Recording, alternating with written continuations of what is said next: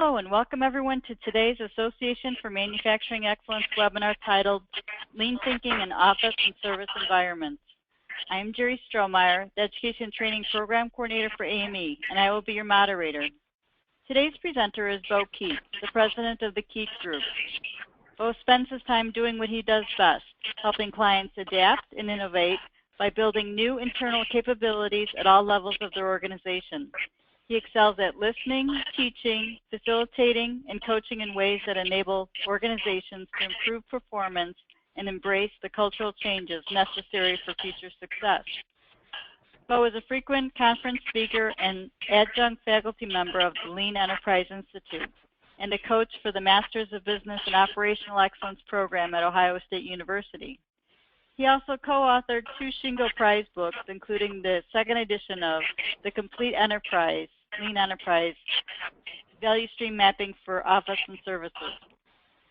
Before we start, just a couple housekeeping items. You will be in listen-only mode throughout the webinar. You will see that you are muted on your attendee panel on the right side of your screen. If you have questions during the webinar, please type them into your question area in the attendee panel and click on Submit. We'll review the questions at the end of today's presentation and answer as many as we can. When you log off today, please check your email inbox, and it will be an invitation and link to fill out a short webinar attendee survey. Please take a few minutes to complete the survey today, as your feedback is very important to us to improve future webinars. Beau has also graciously agreed to provide a PDF of today's presentation. We will be sending that along with a recorded link for a webinar replay to each of you next week. Now I am pleased to introduce Beau Keyte, who will present Lean Thinking in Office and Service Environments. Take it away, Beau. Thanks, Jerry, and good morning, good afternoon, depending where you are, everyone. Thanks for signing up for an hour of listening and hopefully talking about what's going on. That was a really long, involved intro. I think what it really means is I've been at this for a long time. I've been working inside Lean Office and Service Environments for about 25 years. And what I'd like to do today is just share with you some of my thoughts and learnings. Some of them might be provocative to you, and maybe some of these learnings will be helpful in terms of you considering either how to start or how to continue or how to redo your current lean transformations off the shop floor and in service environments. So I took a look at the roster, and almost everyone signed up is from a manufacturing company. I'm guessing that you have had some experience, especially being an AME, on the manufacturing implications of lean thinking and have done some really nice things. That's great. So you looked at the manufacturing production system. What I'd like to discuss today is the other production system that's alive and living inside your organization and is inside every service organization, and that's the information production system, where instead of producing widgets, we produce information for somebody. We have a trigger for work, we transform information, and then we deliver information to someone, either external or internal, and we have lots of information system issues when we talk about it. In 2005, I think 11 years ago, we wrote the first edition of the Complete Lean Enterprise, and we released the second edition in January because we had 10 years of more learnings. And we really want to talk about what's changed and what we've learned since then. And I'm going to be covering some of that, some of the stuff in the book in today's webinar, including why it's important, problems and gaps, myth busting and learnings, and putting the best foot forward once you step off the shop floor into a service environment or office environment. So first I'd like to actually take you back to a bigger picture. For those of you who started at the manufacturing floor, that's great. My reflection is the manufacturing floor is a subset of lean thinking. It's simply where most people began. And when you take a look at how most manufacturing companies or organizations are staffed now, most of the employees are off the shop floor. Most of the employees are directly involved in making tangible products. And almost everybody in the service sector doesn't have a lot to do with making tangible products. So it's a little bit different. Also, there's a larger picture in that the type of work inside office and service environments is a little bit distinctive. Although we do have some work that it can be repetitive, and predictable, much like a manufacturing floor. There's an awful lot of work that isn't. I call it emergent work, because you don't know how much work there is until you click open the email or open a file or do something else to gather work. You look at it and say, wow, this is an easy one, or wow, this is going to take some time, this is complex, or wow, this is a piece of crap. How do I get my head around this so I can start working with it? So the emergent work is distinctly different in terms of how we think about both current state and future state and what the opportunities are. It's not so much about reduction of variation, because there will always be variation as long as there's emergent work. There are other things we need to worry about. And we find out that much of the work is highly computerized. Now, that's good and bad. It's great that we have a computer. It's bad that it unlinks the people from each other. So we can't see the person we send information to, and we may not even know the person we send information to. And society is moving towards managing companies by email. So you don't even talk to them on the phone. So there's a lot of things that we worry about in situations like this in terms of how do we understand how to improve the organization and improve the lives of our market and improve the lives of our people. So once we have all that as a big picture, my basic question is, how are we doing? I looked at the functions represented here, and I'm guessing you've been working at this for a while. Who's getting happier every day? We're supposed to be doing something that improves our deliverables and meets expectations for the customers. They should be pretty happy with us. We're supposed to be doing things that make things easier inside the company to get through. The employees should be less burdened. Maybe they should be smiling. And we have leadership and stakeholders who should be smiling at either the gain of market share or happier customers or whatever. So we should be happy. But I don't see a lot of happy people out there. I see a lot of people confused and trying very, very hard, but not quite being happy. And that kind of bothers me because, hey, we're the guys wearing the white hats. We're the lean folks. We think lean can do all sorts of stuff, including fix broken processes, focus on creating effective and efficient value streams, improve all sorts of nasty culture things and make a better one for our lives, and build new leaders. So if we think we can do all this and we're wearing all these white hats, then what do we need to think about differently, because it may not be working the way we want to yet. So what I like to propose is just talk about some of the basics of how to address this inside the office and service environments. First of all, with customer expectations. Lean is about meeting customer expectations, and let's start with external customers. These are just examples of customer expectations that I've had in recent clients, and these are not manufacturing clients. These are service clients. So these are just examples of expectations. One is improving the experience in bringing new customers on board. This is for companies that bring in lots of large companies, and there's lots that has to happen well to integrate those large companies into their business systems, or performing the right type of home visits for home health and hospice. Now, people do get home visits, but are they the right things? Are they geared to what the patients really need? If the patients don't need it, then that's a missed customer expectation. Or for a large private university I worked with recently, they were having problems thanking million-dollar donors on time and doing it without errors. And it was not only embarrassing, it was putting future million-dollar donations at risk. And just in general, when customers have an issue, how fast can we resolve the issue? First of all, we don't want them. But once we see them, how do we resolve them, either in proposals or billing or the actual service provided? How do we do that? And when we start thinking about that, we actually start to establish gaps between where we are and where we want to be. So for instance, if you were looking at a certain segment of your market and you weren't doing well in customer satisfaction, so we're scoring about 65% now in customer satisfaction. Gee, it'd be great to get to 85 by the end of the year. I wonder what we have to do. Well, you just identified the problem to solve. The problem to solve is 20 points of customer satisfaction. And so you have to worry about adapting to their needs. What new services might they need? How do we respond quickly? How does our lead time shrink? Things like that. And as we incorporate these types of changes, we have a chance of getting to 85% by January. And that's specific to customer expectations. Here's a great value stream map. It's a real one from a real company, and it's their IT call center.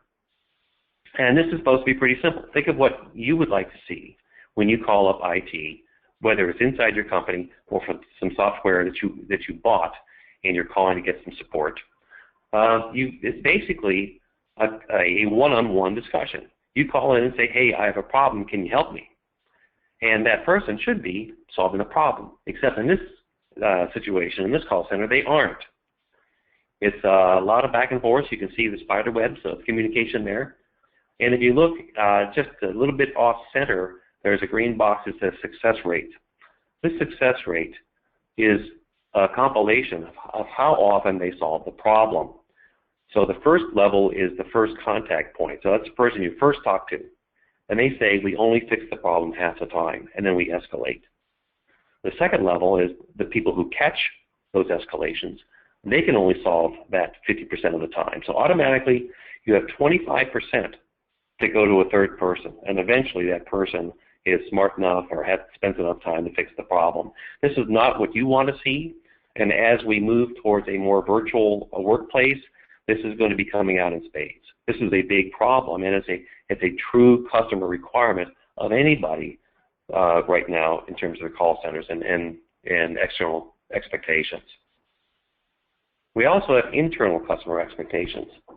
So we have lots of things going on inside our enterprises that are producing information for people inside the enterprise. So they're internal customers too.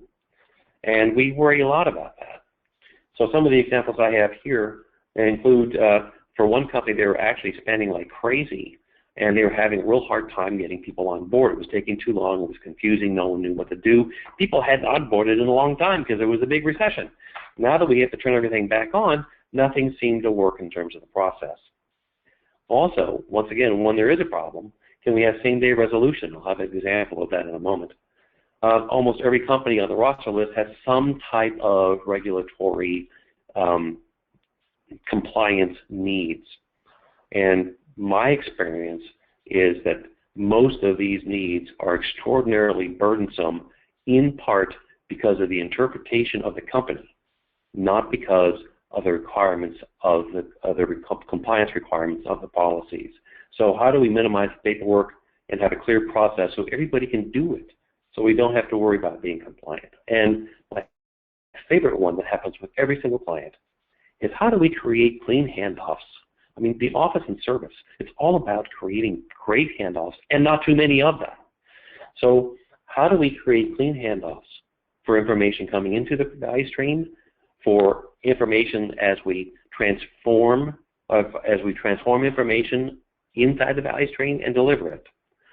And when I talk about clean handoffs, I'm talking about, are we delivering when we should be delivering to meet the needs of the value stream? Are we doing it?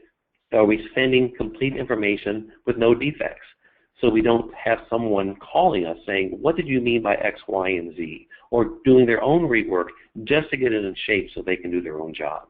This is a major opportunity in office and service environments that we do not see in manufacturing. Manufacturing has it down pretty well. The office and service environments haven't even begun this for the most part. So how do we get our hands around what makes good work as we continue to transform information? Once again, we have where we are versus where we want to be. We'll have gaps in meeting internal expectations. So some of the things we worry about is, how do we reduce the chaos? How do we improve the handoffs? How do we address the internal needs of people who are receiving our work? And for the virtual environment, this takes a special meaning, because I'm guessing that you don't have a very good relationship with the person you hit the send button for. Once you hit the send button, the information just leaves. You have no idea how it's being received.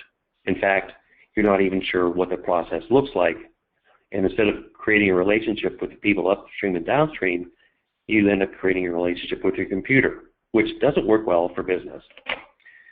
So here's a great example here. This is a centralized accounting department supporting several field offices around the country. And what you can see, and so this is a value stream map of trying to fix how they fix defective transactions, journal entries, so they can close the books. And the field offices sometimes make mistakes in how they document something that has to go inside the books. So these are called discrepancies. And this value stream map is what people go through with the central office to resolve the discrepancy, just to be able to close the books. And it is complicated, and it is frustrating. Each one of those green lines is either a phone call or an email for a single discrepancy, and it's very frustrating. So when you look at internal needs and internal expectations, internal customer expectations, you'll find lots of opportunities as you move forward. The last gap I want to discuss today is the management system gap. We got very good in lean manufacturing dealing with the process, but we didn't really deal with the management system that much. It's more critical to worry about this in the office. And when we look at the management system, what we understand is the office management system has been designed to support the current state of how we do business. If we change the current state to something in the future, the management system no longer fits. It's out of place. It's not aligned. So how do we understand what we should be doing differently to manage differently and ensure that the future state not only has a chance of succeeding, but a chance of progressing to yet another future state, a better future state. So we need to develop new ways to manage and develop people that support our transformation. A recent client I'm working with now had the managers look at the management system. And they found that they did about 55 specific activities. This is cross-functional, so there were 5 departments involved. They counted up 55 activities that they collectively did throughout the month. They added up their time and found out that 80 to 95% of the time was associated with the tasks on bullet number 1. And then they went back and took a look at which one of these tasks might help in the future state design that the team was putting together. And they found out that 24% of the activities would be supporting the management effort required in the future state design, which means 3/4 of the stuff they didn't need to do or shouldn't be doing anymore. This is a big deal. And now they have lots of things to worry about because they were trained inside that management system. And now they have to turn it on its ear and think about a very different way of managing. And when you put this all together, the ultimate output that I see inside an enterprise is that you want to improve the capability and adaptability of an organization to constantly meet changing needs of the market and constantly meet changing needs of the workplace. Well, that sounds good. And you can't do that without changing how you spend your time. So the driving factor of this to me has always been, what are we doing with our organizational capacity? How are we freeing up capacity to do the right work or the needed work of progressing us down this path? It's always a capacity issue. So that's what I really want to talk to about gaps. And what I wanted to spend a fair amount of time on are Mythbusters. Now, there are a lot of myths out there, and I'm not saying that I know them all. I probably haven't even experienced half of them. And I have way more than 5 to talk about. But these are the 5 that came to the surface of my mind when I started putting this presentation together. You may or may not have realized these. You might have other key myths that I would love to hear about in the Q&A session because I think it's important to understand what those myths are, which helps us kind of unravel assumptions about how to do things or what's right and what's wrong. I want to cover each one of these in detail, but I'll read them briefly first. First of all, we can't cut and paste what we've done in manufacturing into the office and service environments. It's different. Second, managers and consultants, these could be internal or external consultants, can't design good work for the front lines and have never been able to. Third, just because it's computerized doesn't mean it's easier or better, but it might look pretty cool. Next, the A team doesn't represent reality, and it's frustrating the other people. Last, solutions don't work just because they look good on paper, although they might look really good on paper. So taking one at a time. We can't cut and paste manufacturing thinking into the office and service environments, in part because the work is different. We have some work that is more predictable, which is more similar to the office environment, and we have other work that's totally emergent. Some others is totally creative. So to believe that we can really take the same thinking and just plug it in, it doesn't work. One thing you might want to consider is how to separate these types of work into maybe predictable value streams, emergent value streams, creative value streams, and then you have a chance of understanding what needs to happen for those different types of work. The next thing that we always do inside an office and service is draw a value stream map. It's critical for the virtual offices because they don't know the person they're sending the stuff to most of the time, and they don't spend much time with them, and they don't really know the process. So if you can't see the work, then it's really hard to understand how the system operates. And if you can't see the handoffs from person to person to person, it's very hard to understand how the system operates or what issues there really are. So the value stream mapping helps see invisible work and point to problems, and people in a virtual environment really benefit from this. It's very helpful. In addition to a game changer, about 8 years ago, we started thinking very differently about future state designs, and very specifically about big handoffs, not little ones, big handoffs in the information value streams, information production system. And what we came up with, it's in the book, is a very different way to treat the work inside the value stream and make very clear requirements where there aren't very clear requirements now. And everyone who's tried it, everyone who's read the book and tried it, all say that it's a big game changer. I encourage you to talk it up if you've done it. If not, take a look at the book. It's fundamentally different from the way most people have been doing it since the value streams came up. Number 2, managers and consultants can't design good work to the front lines because they don't do the work. What makes you think they know how to do it better? People who actually do the work inside any process, be it a frontline process, a management process, a leadership process, are the experts for that process. They're the best designers of an improved one. So we need to let them learn how to do great scientific thinking and solve those problems. So we aren't a crutch for them.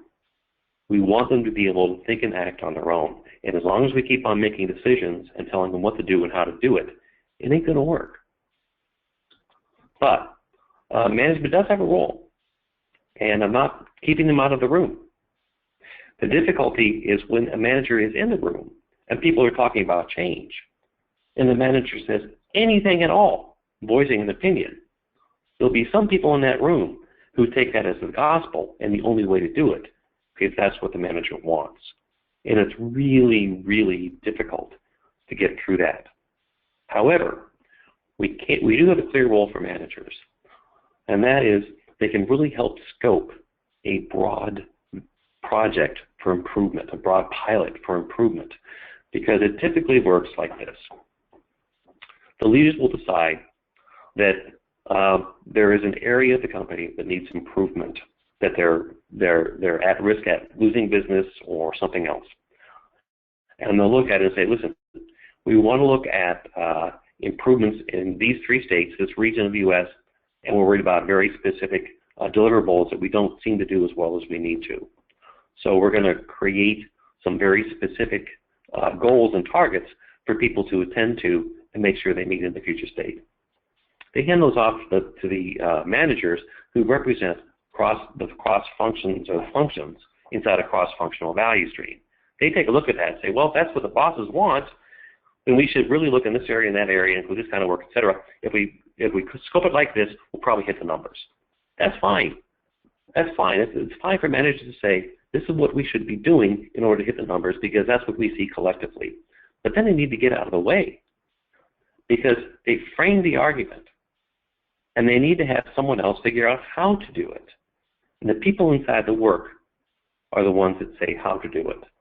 So from management's perspective, they get to say what's needed, but not how to get there. Third, just because it's computerized doesn't mean it's easier or better. And I don't think there's a company represented on the roster that hasn't gone through a recent, very large IT change. My condolences. My condolences because most IT changes are done to automate the current state. And they believe that throwing automation at it will actually fix things. And if you haven't fixed the process first, prior to implementing the new system, then all you're doing is creating rework faster. And if you think about it from a software perspective, I'm betting that large software companies make way more on the customized changes than they do on the basic service they provide you. And those customized changes are keeping the status quo, but just having it work faster. So the best thing to do is to sit back and say, before we bring this big honking computer on board, we sure would like to address some process changes and make sure we use the computer well because it's just a tool, it's not a solution. And once you fix the process, then how do you introduce the automated changes only for those things you really need help in? And once you do that, you can actually have a very clear cost benefit in terms of what is actually going to go on. You can sit back and say, you know, we need some help here, but I'm not sure it's worth $10 million. Maybe we need to look at this differently. Finally, making sure that the user requirements actually come from the users. It's been my experience that most user requirements come from the managers. They're not doing the work. So we have to figure out how do we listen to the user when we need to make the work easier to flow and undo some of the problems and be a great tool. Fourth, the A team doesn't represent reality. That might be a mouthful, so let me pull that apart a little bit. The A team is the group of people you always turn to for something new, to incorporate something new. They're energetic, they love change, they're pretty smart, they can figure things out, they're creative. Hey, they always find a way to make things work. That's good, except it's not good for anybody else because there's a B team and a C team out there that basically gets this solution shoved down their throats. The A team thought it up, therefore everybody else has to do it this way. And the A team has their own perspective of the work, which is different than the B team, the C team, or anybody else. We all have our own realities of exactly what's going on, what we experience every day, and what we really think about what should occur instead. So as long as the A team is driving the bus, it's going to be fractured. Your transformation is going to be fractured because you're only listening to a few people to dictate to the rest. So one thing that we worry about a lot is how to socialize like crazy, not with the intent of asking people if the design is okay, but with the intent of finding out what other people think about their work. So we're not asking them to say yes. We're asking them what their perspective is, what they've seen about the work, what they think might work, regardless of what the A team is saying. And the socialization process comes out in spades in the book.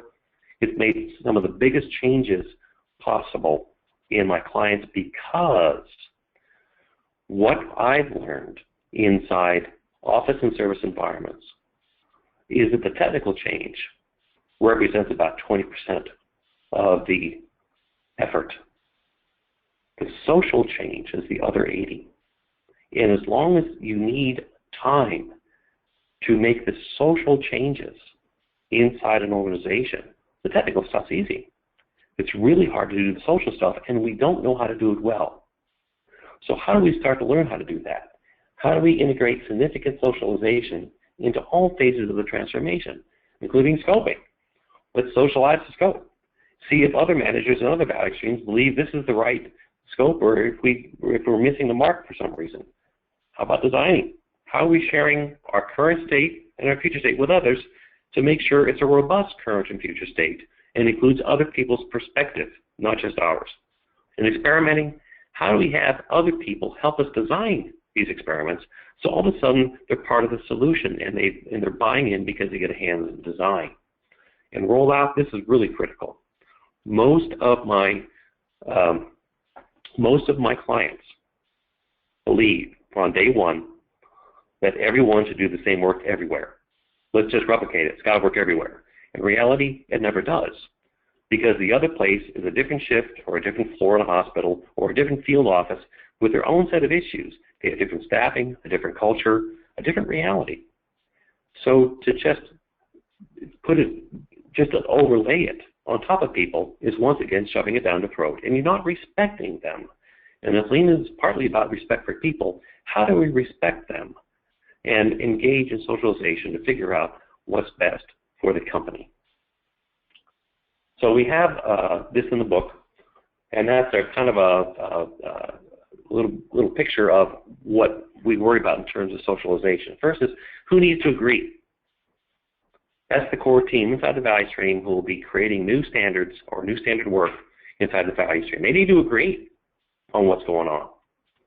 Need to accept are those organizations or individuals who feed the value stream. They could feed it from the beginning. They might give some support operations in the middle of it. But one way or another, they need to accept the fact that changes are being made, and they could see something different or be asked to send something different because of the changes being made. Need to know is much broader. Who within the organization needs general knowledge of what's going on, but they're not really involved in the work? And that usually the answer to that is usually, well, just about everybody. So how do you socialize that? The message is different for each one of these groups, but how do you socialize each one? And one thing we found useful is to treat socialization as a process with its own PDCA cycle. So if that's the case, then how do you understand how well the socialization went the first time? Would you adjust and try again? Because most organizations don't know how to socialize well. You have to learn your way into a way of doing it well. And so we have iterations on socialization to keep learning how to do it in each specific organization. The fifth one and last one is solutions don't work just because they look good on paper. Although there might be some really cool PowerPoint presentations you just drooling over. It doesn't mean it's going to work. In fact, it probably won't work. If your future state is taking you to a place you've never been before, what are the odds that something on paper is actually going to work in reality? My experience is 0. But it's not a bad thought. It's just that it probably won't end up working that way. So we need to worry about continuous improvement instead of one improvement. And we need to be able to gauge people differently to help them learn how to get to a future state instead of just slapping a solution on, implementing and hope it works. And if this is our model for continuous improvement, my fear is most solutions on those PowerPoint presentations, it grasp the situation, plan and do, and they never check and adjust. That's the weakness of assuming a solution on paper is going to work. So I need to check and act. I need to check and adjust. So there's a hypothesis out there. The implicit hypothesis is, hey, we could fix all these problems if we implement this future state. Well, that's a pretty good hypothesis. How are you going to check it? How do you know if you're right? So by checking, we can actually plot it against what we think the new process should have been doing. And if it's not doing what we think, why isn't it? What do we want? What would we like to keep? What would we like to adjust? And if we understand that, we can run a series of experiments to get to our future state. But we aren't assuming that the first one's going to work. We're assuming it's not going to work, but we're going to learn something and continue. This is a great, great example of running experiments. And we have a fair amount of information on the book in terms of how to design one. This is not the same as design of experiments. That's a Six Sigma thing. This is how to design an experiment, a robust experiment that you can test. And this is from Tony West from the Theta Care Health System, and he's done a great job in this. So if you take a look at the far right or far left column, his yellow Post-it notes are the questions that have to be answered in order to ensure a robust design of an experiment. And this is his interpretation of what the book is saying. It's a great interpretation. I really like what he's done here. The Post-it notes to the right, if you look at the right, the next couple of columns, he's anticipating several trials, several experiments. He's assuming he's not going to get what he wants on the first one, but he wants to capture what actually happened so he can adjust the second trial, the third trial, and the fourth trial. So the Post-it notes on the right are either answering the questions, so we know what the design is, or they're actually getting feedback during the trial of what's working and what's not working, so we can adjust for the next trial. So that's all my Mythbusters. Let me say that again, Mythbusters. And what I'd like to wrap up with are my thoughts on how to put your best foot forward. And it comes down to what management needs to really consider as you go into something that is very social and very broken and very disparate, because we have people working all over the world on a single process. We never see them. We click a button and think the work's done. It's very disjointed. It doesn't make it bad. It just makes it challenging and puts the social emphasis on it even more. So here's my short list of what people might want to consider to put a great transformation in place inside an office or service environment. First of all, and I've harped on it already, let the doers be the thinkers. Let the doers be the scientists. And that actually has a few dimensions. So if we're worried about the front line, let them be the scientists.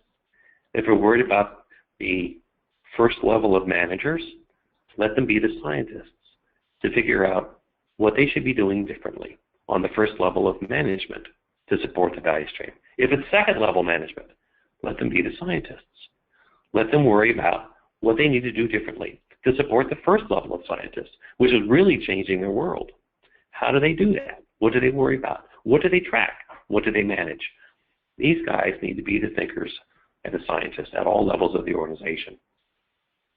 The second is creating real time for working on redesign activities. I'm betting most people on this call have seen teams that are told to make time. Make time to me is translated as you already have a full plate. In fact, you have food falling off the plate, and here's one more thing for you to do. We hope you can do it. That's not the way that we want to respect people and ensure good outcomes. I would suggest, if you want to be serious, you find ways to give everybody on the team at least 4 hours a week. At least 4 hours a week. Start there, and then find out what you need per team, and then they have a chance of actually focusing on it without other interruptions in feeling that they aren't just having an overburdened day. The next is pretty critical for managers, creating a safe zone. Right now, most people don't want to fail. In fact, when we have a lot of people who don't want to fail, we really don't try too many things that could really make a difference, because there's a chance we might fail as we implement. And a lot of people have seen people, their colleagues either demoted or fired for failing. So why would you ever want to fail? Well, if we don't fail, we can't learn. And it's up to the management and the leaders to create a safe zone to encourage experimentation. So they're allowed to fail as long as they learn and get rid of this fear of failure. And this is true for both the front line and for the managers. It's really, really important, maybe even more so for the managers, to have a safe zone so they can try different ways of managing without the appearance of failing. Next, I talked about it already. Encourage and demonstrate great socialization. That's at all levels of the organization, depending on what process you're working on. Challenge how you manage the work as you change the work. So how are we adapting the management system to fit the new needs of the new process? That's a great thing. And if you leave that behind, you're not going to be able to sustain what's going on, and you're certainly not going to build a capability to improve from the future state moving forward. And finally, I touched on it a few slides earlier, embracing different solutions in different offices, as long as they meet their goal. So I was working with a bunch of lawyers last year, and they had 19 field offices around the country. And in law, different states have different statutes. And the lead lawyer started saying, I want to have everyone do everything the same in every single field office. Well, that'd be great, except for a few things. First of all, there's no way that's ever going to happen. This legal statutes alone will change the process. Second of all, each organization is its own entity and its own culture and its own capability and its own staffing. And it took a while to figure out that wasn't important, everyone doing it the same way. What was important is meeting the goal. So if he wanted a 20% reduction in case life, which is lead time in our lingo, how would the field offices do it? And what we found out was the field offices would pick up different parts of the process because they had different pain points in different offices. And they would address those because that's where they're going to find the 20%. And even when they picked up a similar area to work on, they would come up with different solutions in another office. So they're kind of looking at the same scope, the same type of cases. They've met the same goal, but they did it differently. And the question for management was, why would you care if they did it the same, as long as they're meeting the targets? What are we trying to do? Make sure everything does the same, or everyone does it the same, or make sure that we learn how to be scientists? Now, that being said, there was a lot of socialization going on. They were always talking to each other. They were always socializing about what they were trying and why. So it was very transparent. But ultimately, the decisions of what to do, what to try, and where to stop was very local, because they had to feel as though they were the scientists, they were the thinkers, they were the drivers of their destiny to meet the performance goals needed by the company. Okay, that was my last slide, except for this one. I'd like to thank you for being quiet. Of course, you're on mute, so you have to be quiet. But thank you anyway for being quiet and listening. I believe that I've kind of stirred up the pot. I'd love to see what you have to say about that. And if you'd like further information, please pick up a copy of the book. Everything I talked about is discussed in much more detail inside the book. You might also want to check out some of my articles in Huffington Post and LinkedIn. I usually write about something serious. Sometimes I don't. And if you want to contact me to chat for a few minutes, I'd love to talk to you for a few minutes and see what's on your mind or talk through some options that you're considering. So please feel free to contact me if you wish. And that's it, Jerry. Okay, great. Thank you, Beau. And now we will review any questions. So if you do have any questions, please submit them on the right side of your screen. And here's one. You mentioned not implementing a new computer system ahead of process improvements. We've already begun. What advice do you have for us? Well, first thing is an observation. You're probably in the same boat as everybody else. It's really hard to stop that train from rolling once the big guys decide to spend millions of dollars hoping against hope there's going to be a silver bullet. However, there's a few things I think you can do. I think it revolves around where you can put on the brakes for a while. Where can you stop the implementation for a while and pause long enough for you to make some changes? And if you think, or if you have experiences that tell you that simply overlaying a computer system is not going to fix the problem, then I would find someone to influence to say, can we slow down in one area or another to get some process improvements in there first? And I think I would want to choose either in terms of, so where I would choose to put on the brakes and see if we can slow things down for a while, are either in critical value streams that are really hurting, that are important to fix for the customer, or possibly in the areas where there are lots and lots and lots of changes being considered, IT customizations. So there's a high dollar spend on the customizations. And Unfortunately, these high dollar spends are not going to fix most of the problems because they're really not designed that way. So I would challenge you to think about either from a value perspective or a cost perspective. Where can we slow down things and just see what we really need, and then give the IT people real user requirements, and then see how much you need. That's my thought for now. Okay.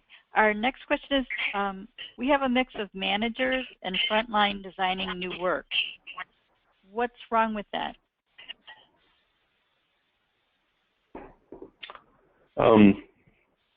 Okay.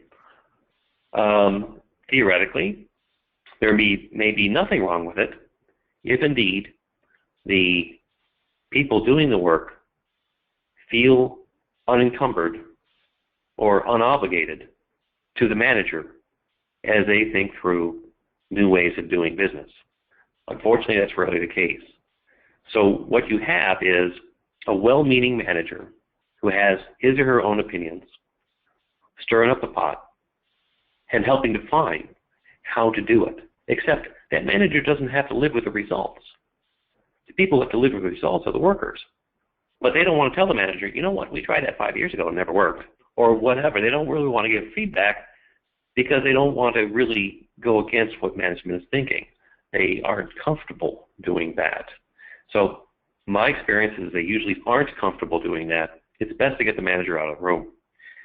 If for some reason you are in an organization where people can talk freely and actually make decisions regardless of what management really thinks, the people who do the work are empowered and they can demonstrate they know what they're doing, then it might be okay. It's just that I don't see that very often. Okay, thanks. Next question is, how can we get enough time for improvement activities when people's plates are already full? In many cases, we have difficulty finding 4 hours per week for the people doing the work without missing our goals. Well, I'd like to acknowledge that. I think that is a constant problem everywhere. And I'm not being flippant, but I have an honest question. How are you doing in meeting the goals? If you can't find time to improve the process, chances are the broken process will prevail. And what I found is as important to make improvements to the process as it is in doing the work. You will never get ahead if you don't find time to do it. And since your plate is overburdened, how much time can they really spend focusing on that when it's just 4 more hours a week? So that's my soapbox. Let me get back to what might be more helpful in terms of an answer. How they spend their time is not their problem to solve. How they spend their time is management's problem to solve. So until the managers find a way to give them 4 hours, either find backup or take things off the plate. Now there's something new. There's too much on the plate already. Why don't we take a few things off just for kicks and see whether or not we can actually accomplish what we need to accomplish and move forward? So I would challenge the managers. In fact, I do challenge the managers. When I get into a transformation, it's their job to find 4 hours a week for the people making the changes. So that's a leadership problem to solve. It's not a frontline problem to solve. The leaders have to understand that there's actually value in putting time aside to fix problems. Okay, thank you. Why does implementing Lean in a computerized virtual environment seem so hard? Great question. Just a bit of editorial. I think it's hard everywhere. I think it's harder in a virtual environment because people act as though they're all on their own smartphones and never look up from the screens. So as long as they never look up from the screens, they don't really know what's going on. And we're asking them to break away from just looking at the screens and engage with people they never met before in a process that they don't understand. They only understand their small piece of the process.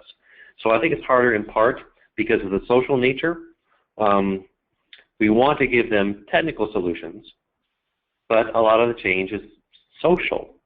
So how do we get them to socialize when they don't even know each other? How do we test some technical solutions? How do we get them together to start talking about a common purpose? And I think that's harder than simply having a computer doing the work. I think it's harder because they're disconnected from each other.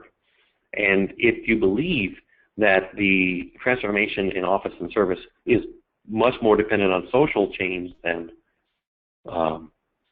technical change, the social piece is harder. But that also, to me, uncovers bigger opportunities. The harder it is, chances are the bigger opportunity it is, the bigger the opportunity is. Okay, great. Well, thank you everyone for all your questions, and thank you both for a very insightful presentation. This brings our webinar to a close. Our next scheduled webinar will be on Thursday, September 29th, titled Adapting Lean for High Mix, Low Volume with Greg Lane. Please visit AME.org under the AME Events and Training tab for more information to register. Please don't forget to fill out the short survey that will be in your inbox.